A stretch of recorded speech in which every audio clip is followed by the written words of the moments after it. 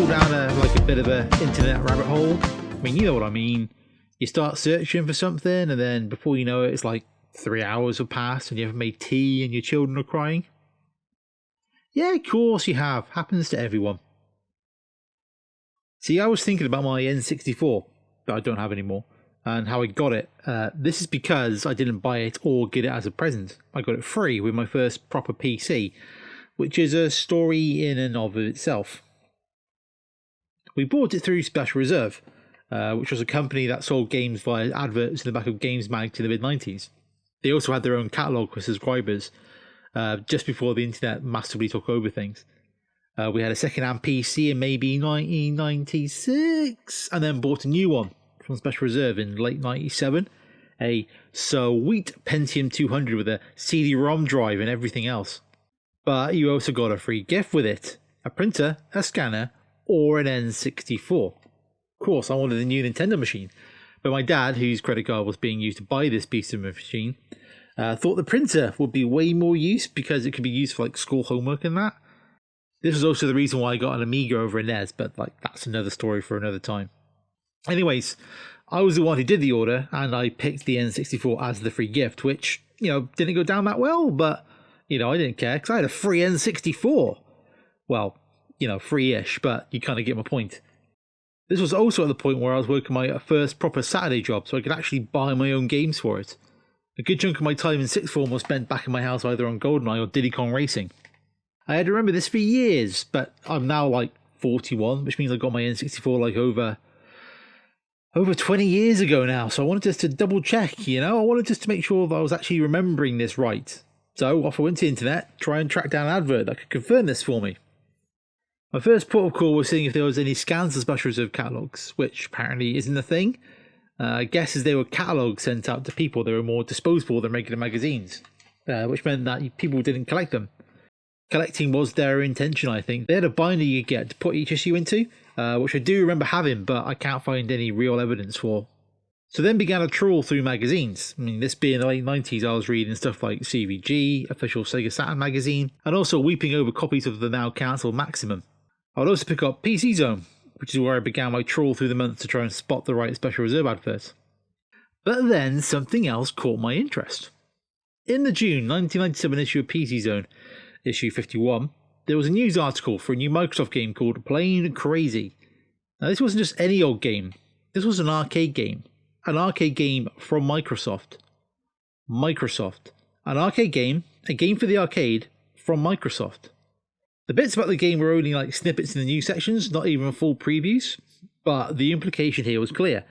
Microsoft was going to try and introduce standard PC technology to the arcade market to try and get a slice of that action. Glasgow-based Inner Workings Plain Crazy will be the first in a line of PC-developed titles to debut as a full-blown arcade machine in an initiative to encourage the adoption by the coin-op industry of high-powered PCs running the Microsoft Windows 95 operating system. Now this got my attention because that's pretty much where we are now with gaming. Everything is essentially PCs in various boxes. I mean, sure, the operating systems may be a bit different, but there isn't that much difference between an Xbox and a PlayStation when you get down to the nitty-gritty. And that's the same for arcade cabinets as well. Look, here's the manual for the Walking Dead arcade machine, one of those big sit-down rail shooter fellas with massive guns. And if you look into the parts list, you'll see there's a PC in there, a HP 6005. I mean, there's other bits and pieces in there as well, but the heart of the cabinet is a PC. So this is clearly another of those situations where Microsoft had the start of a good idea. They were just coming at it at the wrong time. I mean, they will be proven to be right, but, just how do we get there?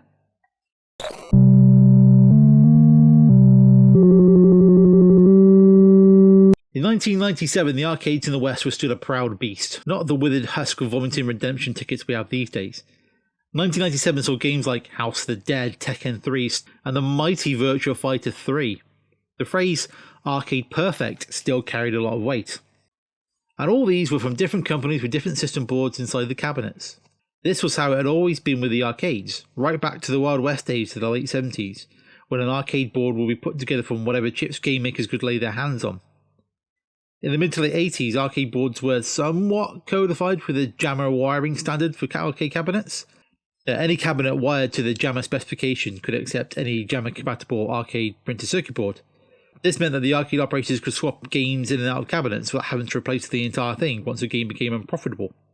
Of course, this was just for your kind of standard cabinets, not your afterburners or operational wolves with their fancy deluxe add-ons. Even something like Street Fighter 2 would need a bit of extra work thanks to the requirement for the extra buttons. Of course, a metric shit ton of different formats with different requirements defined the early years of home video games. But let's take an example from the year the JAMA specification was reduced, 1986, a banner year. One of the top selling games was Ikari Warriors from SNK. The arcade itself was a bit non-standard as it had like rotary joysticks to assist with all the shooting that your soldier lads needed to get done. In the years after it was released, the game would be ported to a plethora of systems, namely Amiga, Amstrad CPC, Apple II, Atari 2600 and Atari 7800, Atari ST, Commodore 16 and Plus 4, Commodore 64, MSX, the NES, IBM PC, and everybody's favourite ZX Spectrum. Now, these weren't all done by the same companies. SNK did the MSX conversion, Data East USA did the Apple II and C64 versions, Elite did the European microcomputer ports. All of these are, of course, different systems with different hardware requirements that would give you all slightly different experiences. The Spectrum version wouldn't be playing the same as the MSX version, and that's before you consider that none of the home systems could replicate those rotary joysticks of the arcade machine. And this is just one example, and it carried on for years, with devs having to specialise on certain hardware. Moving games between different systems wouldn't be easy. A later example of this would be Aladdin, released on the Mega Drive and Super Nintendo. One film, two different machines, two developers, ended up with two similar but different experiences. That wouldn't last forever though. Let's go back to 1997 and look at some of those arcade releases, specifically Tekken 3. Now, arcade devs would work with their own system boards. For example, Sega had their model series of boards that powered their 3D games of the 90s. Namco, developers of the Tekken series, had the System series of boards. In the mid-90s, one of their main boards was the System 11, which was then upgraded to the slightly faster System 12, which is the one Tekken 3 was released on. Now, the System 11 is important as this was based on Sony's PlayStation design, which meant that arcade games built for it, like the first Tekken, were easily ported between the arcade and the home versions. Now, this is a pivotal moment for the video game industry, as this meant that for probably the first time since the Neo Geo, that Arcade Perfect actually meant Arcade Perfect. Quick note, yes, the Neo Geo being Arcade Perfect is technically a bit of a cheat, as the home console hardware was the same as the arcade hardware, but you get my point. By the time you get to Tekken 3, yes, the PlayStation version is graphically inferior to the arcade cab, but the game itself is a better experience with more modes and more characters. Now, this is arguably the point where everything starts to shift. Prior to this, the arcade sector was the biggest part of the games industry, so it drove everything else. But, fueled by the PlayStation, the home console market would soon expand and supersede the arcades. As this happened in the years towards the end of the 90s, arcade games began to focus on bigger experiences hard to replicate in the home, like the Dance Dance boom of the early 2000s. The old arcade stalwarts like Sega and Namco also began to shift their focus onto the home market, which meant it was hard to justify the cost of something like the Model 3 arcade board, a board which could sell for something like £15,000 to £20,000. This was seen with Sega's next arcade board after the Model 3, the Naomi board, featuring a Power VR2 GPU more commonly seen in gaming PCs at the time. The Naomi would also be the basis for the Dreamcast, Sega's final home console. Now, whilst the Model 3 board was far and away vastly superior to the 3D capabilities of home PCs when it was released in 1997, this gap closed quickly. 3D cards began to appear in PCs in the mid-90s, initially spearheaded by 3DFX and their Voodoo card. They started in the arcade industry, ironically enough, with games like San Francisco Rush. As the price of PC components dropped, they were able to release their 3D technology to consumers. As these graphic cards powered games like Quake and then Unreal and then Half-Life, it created an arms race in 3D graphics as several companies fought for a slice of the action. By the start of the 2000s, the line between the arcade machine and what you could get out of a top-end PC wasn't too far off, which is when the two industries began to move closer. Like in 2003, Sega released their Chihiro arcade hardware, which was based on the upcoming Xbox hardware, which was built out of standard PC components. But then, the components weren't the really important bit of the Xbox. The important bit was what the original Xbox was built around: DirectX.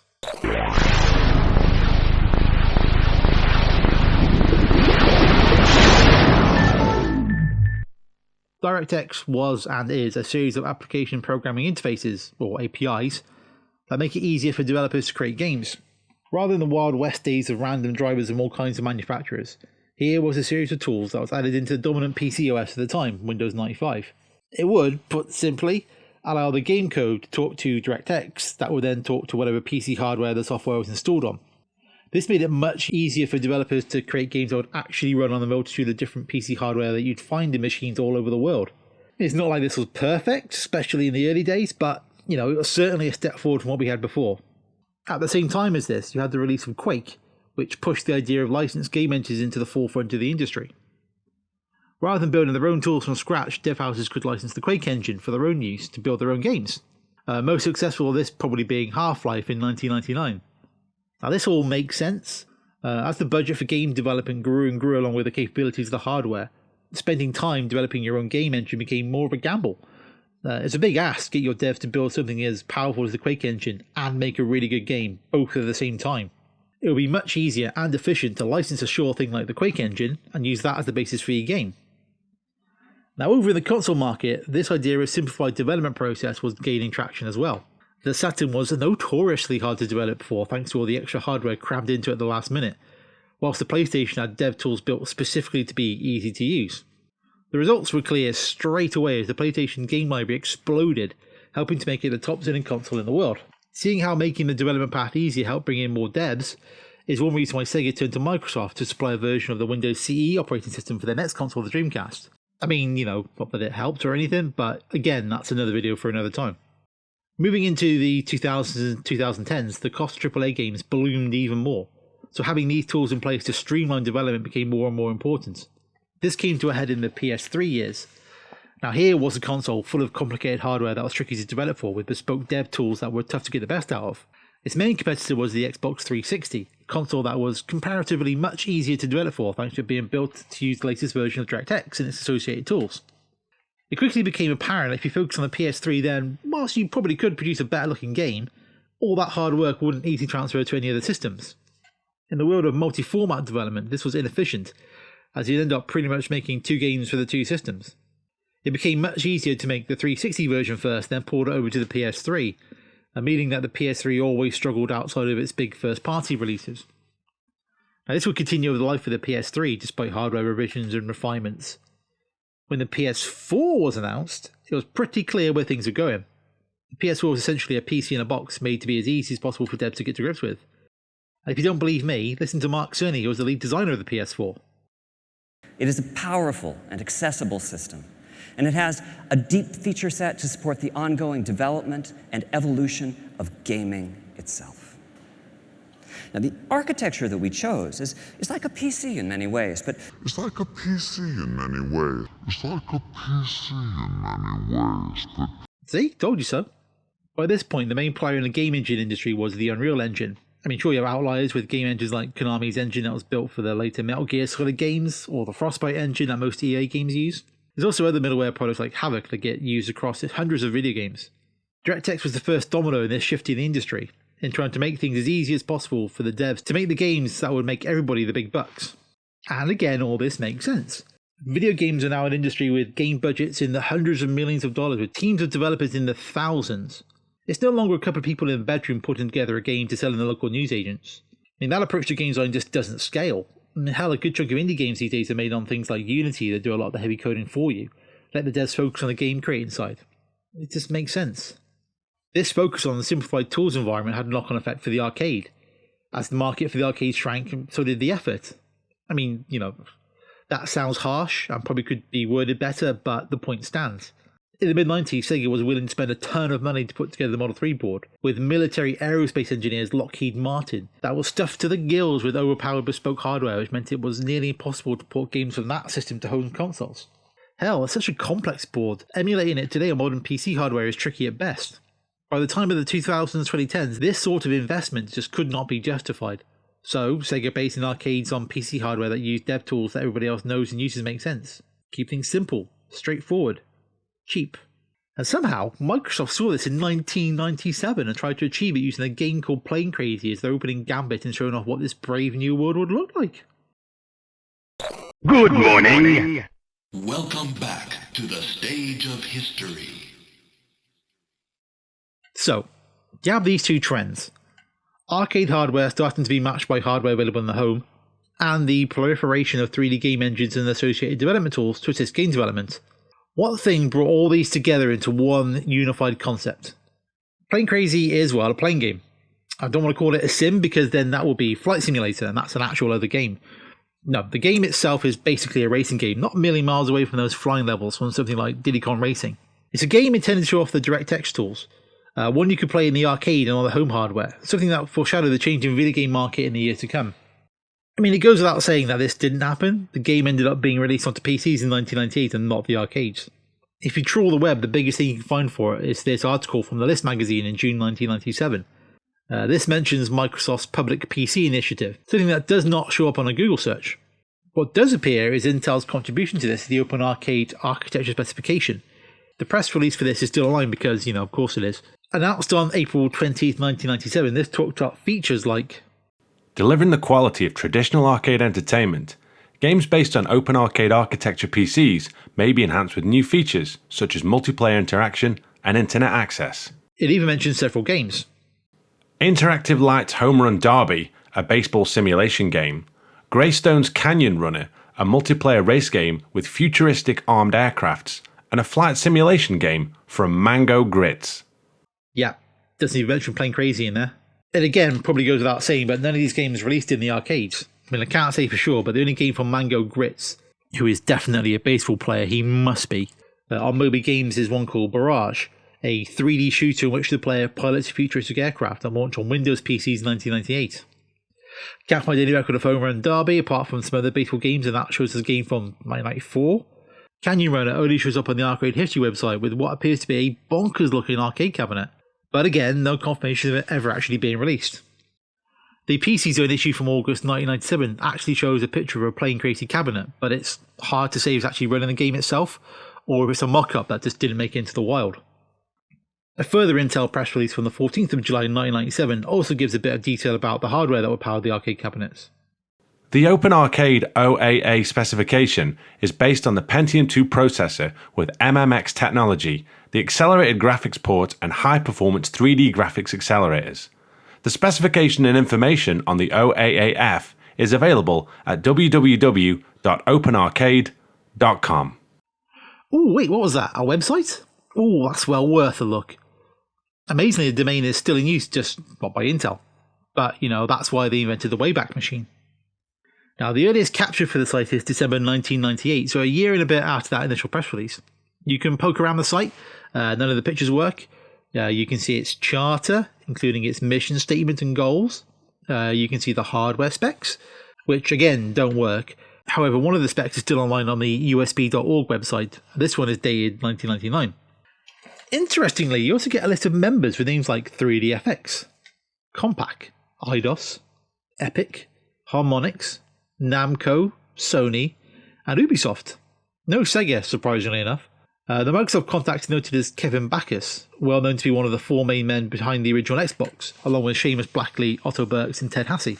Going back to that list article, the only Microsoft name attached to it in there is Jason Robar, noted as a Microsoft Games evangelist. Now, if you check his page on Moby Games, you get some vague stuff about him working on game publisher relationships with EA, Sony, and Sega, but that's about it.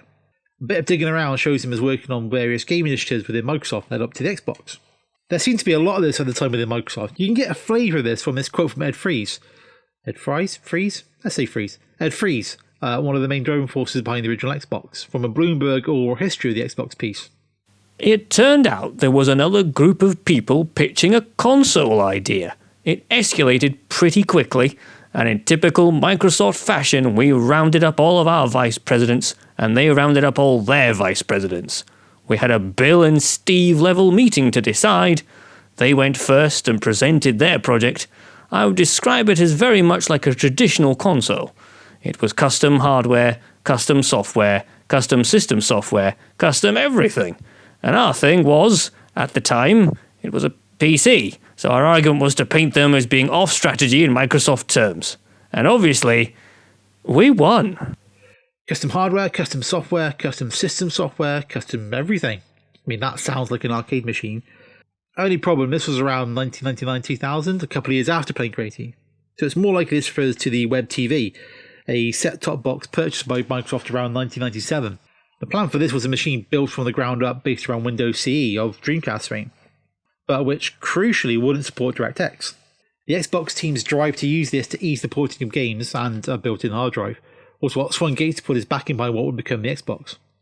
Now this leaves Plain Crazy and the public PC initiative behind it lost to the ages. I mean, it clearly didn't go ahead, none of the games made it to the arcades. We'd end up with Intel-powered arcade machines, but it would be a decade later and based around more typical PC specs than anything too bespoke or fancy as a specific arcade specification pushed by Microsoft and Intel. But the idea itself was sound, as that's what's happened. Arcades became PCs, consoles became PCs. Everything moved together until it became all essentially the same, which is, great and all that, but there's a spark that's arguably been lost when it comes to hardware design. The arcade was the crucible in which the games industry was formed. Genres were created, characters born, techniques forged. It was the pinnacle of video games driven by hardware that you just couldn't get in the home. Since the start of the industry, the dream was always to have the arcade experience in the home, maybe not the big bulky cabinets, but the games. Plain Crazy was going to be this future of a world where you'd walk into an arcade, enjoy a game, and be able to play the same thing on a home PC powered by Pentium 2 processors. But that wasn't the future we got. The game that truly heralded what the next decade of games would be was Quake, which was released a year before in 1996. I mean, there's your vision of the future. A 3D engine, online multiplayer, brown. And this vision, well, it just didn't include the arcade. In 1999, the Dreamcast comes out, not only Sega's last hurrah, but also for the arcade. The Dreamcast hardware was used as the basis for the Naomi arcade board, which powered games like Crazy Taxi and Virtua Tennis. Superb arcade games that you could play in the arcade, then at home on your Dreamcast. Of course, it didn't sell, and the size of its failure caused Sega to leave the home hardware market entirely. But it was a glorious failure, with Sega riding once more into the breach under the bluest of blue skies, and once again being cut down by the cannon fire of Sony's vision of the home console market. The arcade was no longer the centre of game innovation, with the hardware powering it becoming an afterthought. No new genres or experiences being created, just rehashes of driving games and shooting games and mobile phone games. Although, quick shout out to Pac-Man Battle Royale, a game where everyone's favourite Yellow Circle wandered in and made a Battle Royale game 2 years before PUBG and 6 before Fortnite. It's also probably a good time to say this video is reflective of the arcades in the West. In Japan, the arcade soldiered on for a lot longer. But however, name me a big successful arcade game from the last 10 years. Go on, I'll give you a minute. Yeah, see? I know, right? Also, Sega's latest arcade board? Alls, which uses Windows 10 Enterprise for its OS, and can run games using Unreal Engine 4. The great irony here is that it doesn't get much more bespoke than the PS2, the machine that finally stamped the life out of Sega and forced Microsoft to enter the console market. The machine that once and for all ripped the heart of video games out of the arcade and put it in a TV stand. It was built around the Emotion Engine, which made it a difficult machine to develop for as it lacked the dev tools that were put together for the PS1. Just like an arcade cab, it was bespoke hardware put together to make the best games. Despite killing the arcades, Sony's hardware design ethos mirrored the arcade manufacturers to a fault. Who would have thought that Sony would be the ones to carry the arcade torch for as long as they did? They certainly carried it longer than Microsoft. Plain Crazy and the public PC initiative looks to have been a brief idea that lasted about as long as the press release lingered in the gaming press. Of course, it's doubtful that Microsoft would have changed the arcades, but the fact that they even thought about trying, that's telling. It meant in 1997 the arcade was still king. Still big enough that even Bill Gates wanted a big piece of that pie. Gah. Halcyon days.